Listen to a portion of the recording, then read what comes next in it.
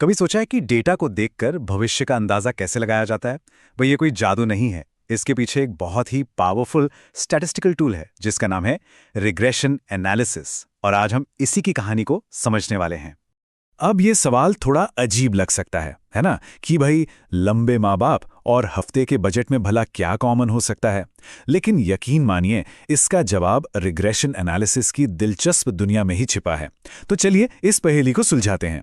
अब देखिए, रिग्रेशन शब्द का मतलब होता है पीछे जाना। तो फिर सवाल ये उठता है कि स्टैटिस्टिक्स में इसका इस्तेमाल भविष्य का पता लगाने के लिए क्यों होता है? इसकी जड़ें एक बड़ी ही मजेदार कहानी में हैं जो हमें सीधे 19वीं सदी में ले जाती है। ये हैं फ्रांसिस गाल्टन। 19वीं सदी के एक बड़े ही जिज्ञासु वैज्ञानिक थे जो आनुवांशिकी यानी हेरिडिटी के रहस्यों को समझने में लगे थे। और इसी दौरान जब वो माता पिता और उनके बच्चों की लंबाई का डेटा देख रहे थे तो उन्हें एक बड़ी ही अजीब सी चीज नजर आई। गैल्टन ने जो देखा उसे उन्होंने एक नाम दिया, रिग्रेशन टू मीडियोक्रिटी। हिंदी में कहें तो औसत की ओर वापसी। सुनने में तो बड़ा भारी भरकम लगता है, पर इसका मतलब क्या था? तो गाल्टन ने यह पाया कि बहुत लंबे पिताओं के बच्चे, हाँ लंबे तो होते थे, पर अक्सर अपने पिता जितने लंबे नहीं। और इसी तरह बहुत छोटे कद के पिताओं के बच्चे भी छोटे होते थे, पर अपने पिता जितने नहीं। ऐसा लग रहा था मानो कोई अनदेखी ताकत इन एक्सट्रीम हाइट्स को खींचकर बीच में यानी औसत की तरफ ला रही हो। गॉल्टन की ये खोज वाकई कमाल की थी, पर यह कहानी का बस पहला हिस्सा है। समय के साथ रिग्रेशन का ये आइडिया पूरी तरह से बदल गया और आज ये भविष्य देखने वाले एक बहुत ही शक्तिशाली टूल में तब्दील हो चुका है। तो आज के दौर में जब हम रिग्रेशन की बात करते हैं तो हम पीछे मुड़कर नहीं देखते, बल्कि हम आगे की तरफ देखते हैं। ये एक तरह की प्रेडिक्शन मशीन यानी भविष्यवाणी करने वाली मशीन बन गया है। तो आखिर ये मशीन काम कैसे करती है? देखिए, हम एक चीज का अंदाजा लगाने की कोशिश करते हैं। इससे कहते हैं डिपेंडेंट वेरिएबल। और ये अंदाजा लगाने के लिए हम दूसरी चीजों की जानकारी का इस्तेमाल करते हैं, जिन्हें हम एक्सप्लेनेटरी वेरिएबल्स कहते हैं। इसको ना एक जासूसी कहानी की तरह सोचिए। हमारा जो डिपेंडेंट वेरिएबल है वो एक रहस्य है जिसे हमें सुलझाना है, और एक्सप्लेनेटरी वेरिएबल्स वो हमारे सुराग हैं, हमारे क्लूज, जो हमें उस रहस्य को सुलझाने में मदद करते हैं। एक असर है तो दूसरा उसका कारण। चलिए, थ्योरी बहुत हो गई, अब इस पूरी चीज को एक्शन में देखते हैं। एक असल दुनिया का उदाहरण लेते हैं कि ये सब काम कैसे करता है। मान लीजिए कि हमने 60 परिवारों का एक सर्वे किया। अब ये टेबल हमें दिखा रहा है कि उनकी हफ्ते की कमाई, जो हमारा एक्सप्लेनेटरी वेरिएबल यानी हमारा सुराग है, उनके हफ्ते के औसत खर्च यानी हमारे डिपेंडेंट वेरिएबल से कैसे जुड़ी हुई है। तो यहाँ बड़ा सवाल ये है, क्या किसी परिवार की इनकम जानने से हमें उनके खर्च का बेहतर अंदाजा लगाने में मदद मिल सकती है? जवाब है बिल्कुल।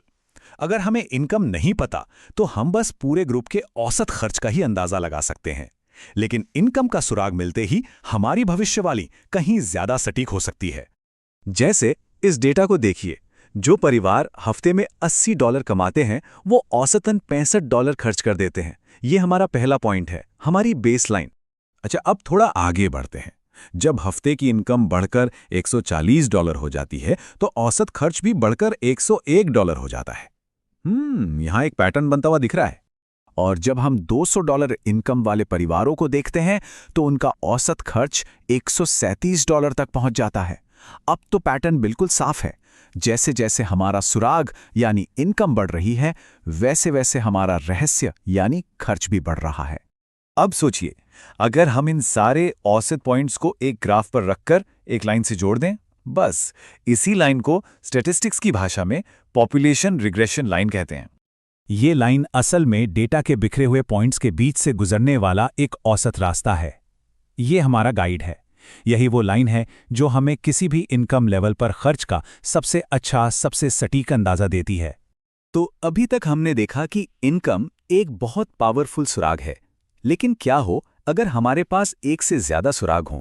क्या हमारी भविष्यवाणी और भी बेहतर हो सकती है? यहीं पर एंट्री होती है मल्टीपल रिग्रेशन की। देखिए, सिंपल रिग्रेशन में हमारे पास एक सुराग होता है, जैसे इनकम से खर्च का अंदाजा लगाना। लेकिन मल्टीपल रिग्रेशन में हम एक साथ कई सुरागों का इस्तेमाल कर सकते हैं। सोचिए, हमें फसल की पैदावार का अंदाजा लगाना है तो हम सिर्फ बारिश को तो नहीं देख सकते ना, हमें धूप कितनी मिली, खाद कितनी डाली, इन सारे सुरागों को एक साथ देखना होगा। जितने ज्यादा अच्छे सुराख उतनी ही पक्की भविष्यवाणी। तो कुल मिलाकर आज हमने क्या समझा? रिग्रेशन एनालिसिस का पूरा खेल बस इतना ही है। वेरिएबल्स के बीच का कनेक्शन ढूंढना, एक औसत नतीजे का अंदाजा लगाना और बहुत सारे डेटा के बीच उस छुपे हुए औसत रास्ते को खोजना ताकि हम भविष्य का अनुमान लगा सकें। तो अगली बार जब कोई डेटा सामने आए तो ये सवाल जरूर पूछना, इसमें औसत रास्ता कहाँ है?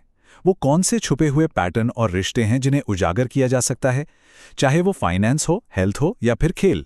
रिग्रेशन की ये ताकत हमें उन जवाबों को खोजने में मदद कर सकती है जिनकी हमें तलाश है, और संभावनाएं वो तो सच में अनंत हैं।